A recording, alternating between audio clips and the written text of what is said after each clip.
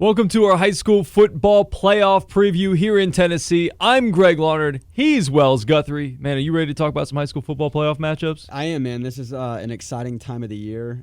Each and every year it comes to this point. Some people have already turned in the pads, but a lot of teams, a lot of players, they're fortunate to still be out there on the gridiron. So I'm ready for it, man. The way we're going to do it is we're going to go classification by classification, starting with 1A, 2A, 3A, the whole thing. We'll run through the brackets for you. Let's do some high school football previewing. Let's start in Class 1A.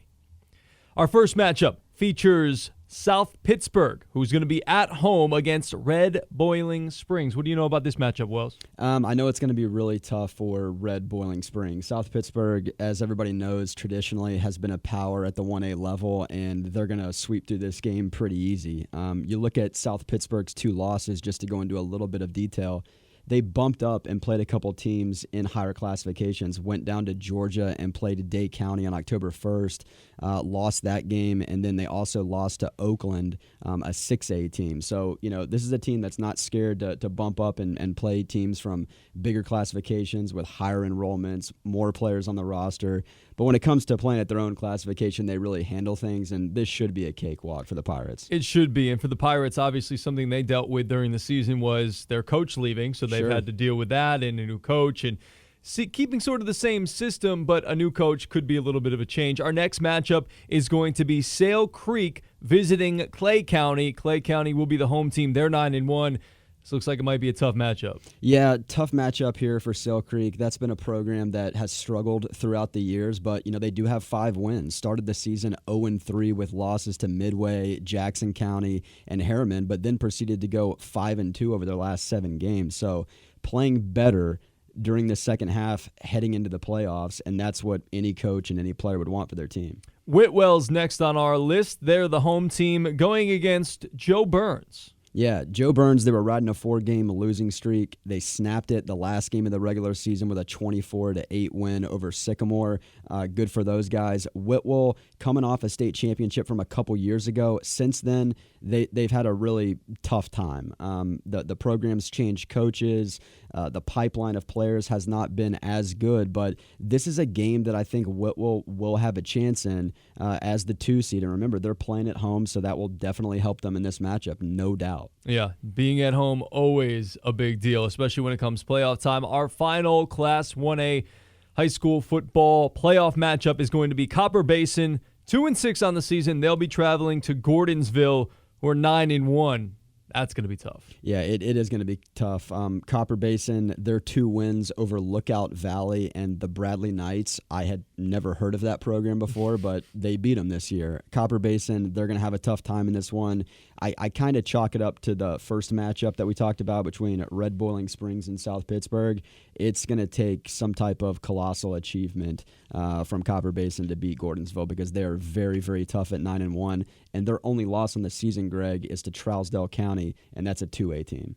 That's a big deal. And as we move from 1A, now let's get into 2A in the state football playoffs. We got a couple of local matchups to talk about here. First one up is going to be the Meigs County Tigers at home facing East Robertson. Yeah, East Robertson 5-5 on the year. They did pitch 3 shutouts throughout the regular season, so that is something definitely to be proud of, but they're going to run into an absolute buzzsaw in Meigs County. They've compiled a 71-7 overall record in their last 6 seasons. That's 5 straight region titles. Is that good? It's pretty good, yeah. Bad. And to add to that, they've got the 2 back-to-back state runner-up trophies. So that's going to be really tough for East Robertson, and Meigs County will advance in this game. They're going to be hungry in this playoff run because obviously getting there twice and being right on the cusp going to motivate them to hopefully push it over the edge this season. Our next matchup, Tyner going up against Trousdale County. They're 8-1. Tyner 7-3 though, Wells. This might be a good matchup to look out for on Friday. Yeah, Tyner, fairly light schedule other than Marion County, Meigs County, and Alcoa. and they lost all 3 of those games. I mean, if you're going to lose, those are good losses. Clearly, everybody's looking back to that very, very close game that they had at Meigs County. I believe that was a 19-18 loss. So Tyner really flexed their muscle in that loss that they had to Meigs County, and I think proved that they could be a problem at the 2A level in the playoffs. Trousdale County, their only loss was actually last week to Watertown, their number 1 seed. They lose that game at 31-21. So lots of wins over ranked opponents for Trousdale County. And these are 2 programs that have played each other in the playoffs. They're familiar with each other. So it should be a bang-bang type of game, very physical. And I think this one's a complete toss-up. I really do. Yeah, Tyner certainly can hang in this one, in this matchup here, first round of the playoffs. Next up, Marion County, 8-1. The Warriors will host Westmoreland, who's just 3-7. Yeah, this is another lopsided matchup, and you're going to get some of those in the first round. Anybody that's familiar with the 9 classifications that we have here in Tennessee, you're going to get some of these. Marion County, very good this year at 8-1. Dale Pruitt, Jeremy Pruitt's father, the former Tennessee football coach, he's there and he's doing a hell of a job. Westmoreland, I'll talk about them just for a moment at 3-7. All of 3 of their wins came in the latter half of the year. So that's good for them, but they had a tough time to start the season. Marion County's just going to have too many horses. They've got too many athletes. They're very good on defense. It's going to be lopsided. I would not be surprised if Marion County shuts out Westmoreland. Class 3A now in the state football playoffs. Let's move there. Our first local matchup, Grundy County, just 2-6, the Yellow Jackets. They're going to be going to Loudon in this one, 9-1. Again, one of those lopsided matchups that we talk about. Yeah, Grundy County's really struggled as a program over the years, but they're heading in the right direction, I think. They were able to get 2 wins. They got a win in their last regular season game last week against Community. But this is a team that's been shut out 3 times this year, Greg, and they do have some trouble scoring the football. So, yeah, I agree with you. It's going to be extremely lopsided. Loudon is kind of in a pocket right now of success. They've had some really good teams over the last few years. Their one loss, 31-21 to 5A McMinn County on October 22nd. So they're playing up on a classification. We're going to talk about McMinn County a little bit later, and you can't fault them for losing a game like that. No, you certainly can't. Next up, Signal Mountain. They were 6-4 on the year. The Eagles were. They'll be visiting Cannon County, who just is 5-4. So this one of those matchups, the 2-3, seems like could be a good one. I think so as well. I think it's kind of a 50-50 matchup. And you look at the win that Signal Mountain had last week against Brainerd, 29-10. That was a 50-50 game in my book. And I actually took Brainerd in the TFP pick box. I thought Brainerd would have more speed, but Signal Mountain's having a good year. They've gone through some coaching changes. This is a program that was a state championship level program a few years back, or actually more than a few years, but they've been there before, and they're trying to get back, and I think they're doing all the right things, but they got to win this first round playoff game, and I would agree with you. I think it's very, very winnable. Next up, and finally here in Class 3A, we'll talk about Sequatchie County. The Indians will be going on the road against Kingston. What do you know about this matchup, Wells? So Sequatchie County, they started a 4-game win streak in week 3. So, they had back-to-back losses, but they got into that pocket of success there, won 4 straight games, and then they lost 4 straight. So it seems like things are either going really good or really bad for this program. And like we just said, you want to be playing better football towards the end of the season, and that's something that Sequatchie County's not doing right now. Kingston, on the other hand, they won their first 5 games, but back-to-back losses to Stone Memorial and Loudon, who we just spoke of, a very good program to end the year. So I'd give the edge here to Kingston. Sequatchie County probably going to have to get some turnovers, some short fields to operate with to pull the upset. Next up, Class 4A. As we move on, our first local matchup is going to be the Red Bank Lions, 7-3, want to share their region title this season. They'll be going up against Stone Memorial. What can you tell us about this one? Yeah, so Red Bank 7-3, and when you look at the way the season started, I didn't think that they would get there. This has been one of the better public school programs in the Chattanooga area going on a few years now, and they lost a lot of guys to graduation. They had to reload and figure out who they were in the second half, and they certainly did that. 1-3 to start the season, but then they win 5 straight, and that includes includes a win over East Hamilton in a 1-point close game, 21-20 on October 22nd. So I think they've kind of got the mojo going right now. I think they're starting to believe in themselves, and I think Stone Memorial is definitely an opponent they can take down. Next up, we're going to talk about the Chattanooga Central Purple Pounders, 6-2 on the year. They're going to be taking on Macon County, 7-3. What do you know, Wells? Chattanooga Central's been one of the surprise teams locally here in the area. This is a program that has had some one-win seasons, Greg. This is a program that's had some winless seasons. But they surprised everybody. Of course, they started the season a little bit on a tough note. They lost to Campbell County. But from that point forward, they go on a 4-game winning streak. That includes a 23-21 upset of Red Bank, who we just discussed. And their only other loss is to East Hamilton. So those are 2 good losses. I like the Purple Pounders here. I really do. I think that they have what it takes to pull what would technically be an upset, a 3-2, but it's more a 50-50 game in my book. I was going to say, hit the upset alert right now. Wells is pulling the upset, calling the upset with Chattanooga Central. Going on the road anywhere, specifically in the playoffs, definitely difficult. Our next local matchup here in 4 as we roll along, East Hamilton, 7-2. The Hurricanes will be hosting DeKalb County at 6-4. East Hamilton, another successful season. Whenever I covered this program, it always seemed like they had the advantage with the size on the lines up front. Offensive line, big. Defensive line, big. Physical kids. They've got some speed. They're well coached. Booster club's great. Atmosphere's great over there. They love football, and I think they win this game. I really do. They started the season with somewhat of a light schedule, and they took advantage of that. Their 2 losses are against worthy opponents in my book, McMinn County and Red Bank. Both of those 1-point losses. So 2 points separates East Hamilton from being an undefeated 9-0 right now. So I like them in the first round of the playoffs for sure. Yeah. Our final matchup here in 4A is going to be Saudi Daisy. Just 4-6 on the year, the Trojans. Young team, smaller team, a new junior quarterback this year. They're going to be taking on Upperman, who's the number 1 seed in this matchup. They're 9-1. They're going to be the home team.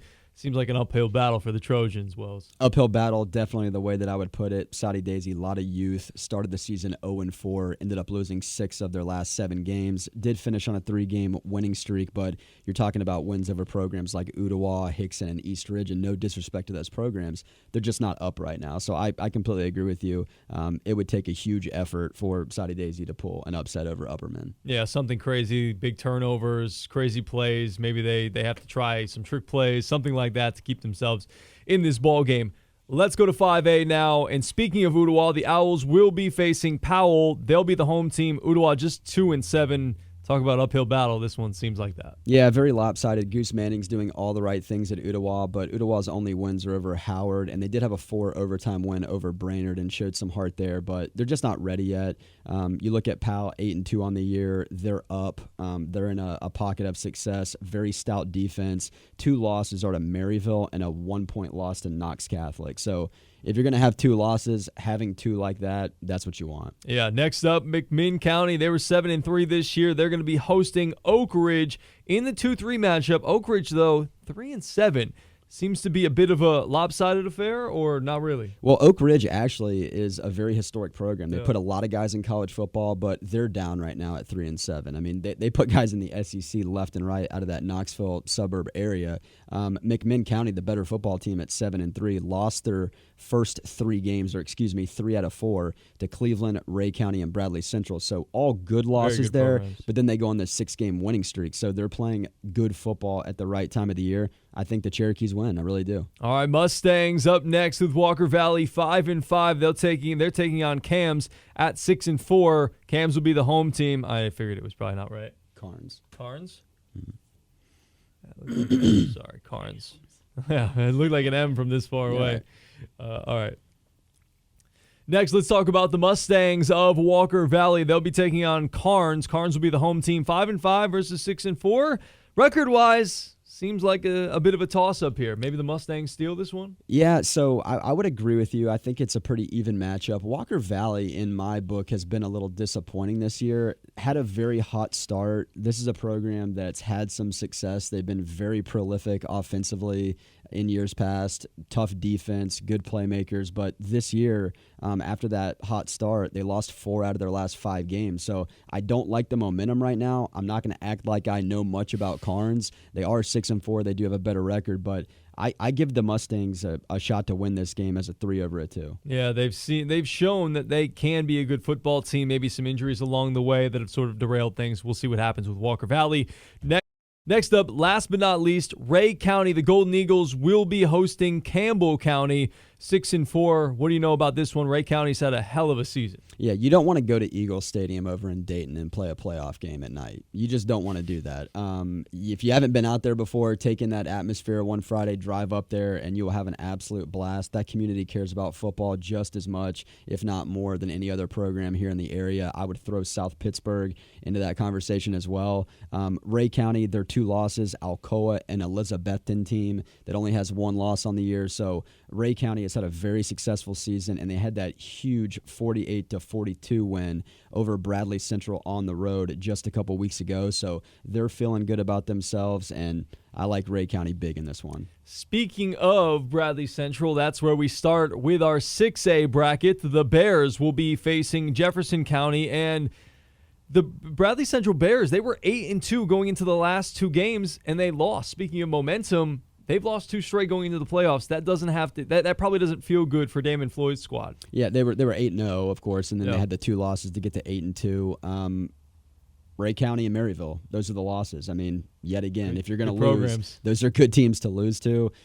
Bradley Central should absolutely wipe the floor with Jefferson County. This should be very, very lopsided. The old get-right game for the Bradley Central Bears. Next up, another good team in that Cleveland area, Cleveland. The Blue Raiders will be facing Westridge. Yeah, the Blue Raiders, they won 5 of their first 6 games. Then the schedule got a little bit tough, and they lost 3 of their next 4 games. Those losses, 2 of them at least, Maryville and Giles County, so 2 of the 3 were good losses.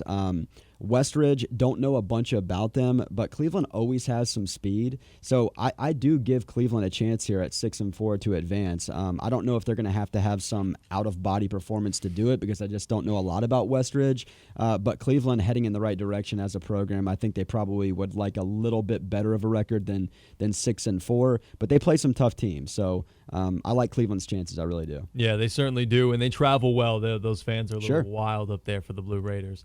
Next up, we will go to Division II, Class A. Unfortunately, we don't have any local teams within this bracket, but you've got USJ will have a first-round bye. Kings Academy will face Franklin Grace, and then DCA will have a bye. Tipton Rosemark will face Friendship Christian. MTCS will have a bye in the first round. Trinity Christian will take on Columbia Academy. Nashville Christian will host Lakeway Christian. And then finally, Jackson Christian will host FACS. Next, we'll move to Division II, Class 2A, State Football Playoffs. Our first local matchup we will talk about is Chattanooga Christian. The Chargers will be taking on BGA. Yeah, Chattanooga Christian, I think they've got a great chance to win this game. Throughout the year, there were times where I kind of wondered why they were losing games in the fashion that they were, because this team does have some Division I talent, but they rolled off 3 wins to end the regular season, so they're playing better football. Don't know a ton about BGA, but I think this is a game that the Chargers can definitely win. Next up, Boyd Buchanan, the Bucks will take on CPA. This one's going to be tough. We visited with Boyd Buchanan early in the season. Dave dealt with a ton of injuries this season to key players. They're kind of trying to figure it out at quarterback as they go. This could be a tough one for the Bucks. Yeah, I think so. You look at CPA, and this is a program that just has the 2 losses, and those 2 losses are to Oakland and Lipscomb Academy, and both of those teams are having great years. Boyd Buchanan's going to have a tough time in the first round, in my opinion. Last one up in Class 2A Division II, Silverdale. The Seahawks boy, they came out of nowhere, had a really surprising season. Wells, they've got some really good players on this team. What do you know about them going up against Northport Christian? Well, I mean, this is another one of those great local stories. Over the years, Silverdale Baptist just hasn't really had that many good teams. I mean, they win some games, but, around 500, maybe a game under, a game over. They've had a lot of seasons like that. And this year, it's just a completely different story. I think they won their first, 6 games, and then they have a loss, win a couple more, and then close out the year with a loss to CAK, and they got shut out 35-0. So CAK is very good. They're very good, but not the way that you want to end the regular season heading into the playoffs. But this is a game that I believe Silverdale Baptist is going to win. Yeah, move them on to the second round. Let's go to our final Division II Class 3A state football playoffs. The Macaulay Blue Tornado, they were 10-0.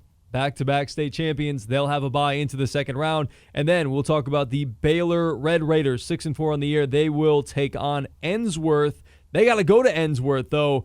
This could be a little tough for the Red Raiders. Yeah, no doubt.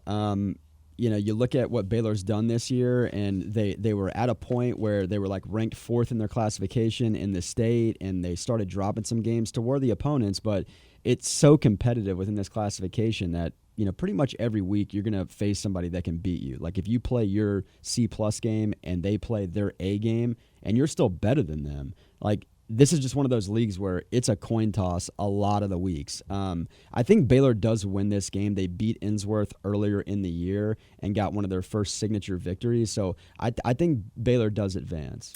I think so as well. They've had a bit of an up and down season, played Macaulay tough.